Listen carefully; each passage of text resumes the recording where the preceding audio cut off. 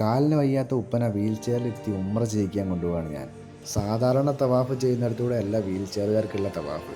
അപ്പം എൻ്റെയും ആദ്യത്തെ ഉംറ ആയതുകൊണ്ട് അമീർ എന്നോട് പറഞ്ഞു, നീ ആദ്യം തവാഫും സയ്യും ചെയ്ത ശേഷം പിന്നീട് വാപ്പനെ കൊണ്ട് തവാഫും സയ്യും ചെയ്യിപ്പിച്ച് പൂർത്തിയാക്കിയാൽ മതിയെന്ന്. അങ്ങനെ ഞാനും ഉമ്മയും തവാഫും സയ്യും ഒക്കെ അമീറിൻ്റെയും ടീമിൻ്റെയും കൂടെ ചെയ്ത് ശേഷം പിന്നീടാണ് ഉപ്പനെയും കൊണ്ട് വീൽ ചെയറിൽ ഞാൻ തവാഫും സയ്യും ചെയ്യിപ്പിച്ചത്.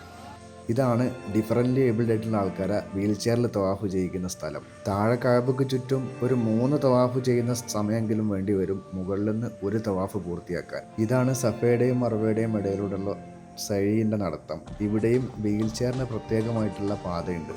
വീൽ ചെയർ നമ്മുടെ വീട്ടിലുള്ളത് തന്നെ ലഗേജിലാക്കി കൊണ്ടുപോയതുകൊണ്ട് നമുക്ക് വേറെ വീൽ ചെയർ വാടകയ്ക്ക് എടുക്കേണ്ടതൊന്നും വന്നില്ല. ഇവിടെ വീൽ ചെയറും അതേപോലെ ഉംറ ചെയ്യിക്കാനൊക്കെ ഉള്ള ആൾക്കാരെയൊക്കെ വാടകയ്ക്ക് കിട്ടും കേട്ടോ.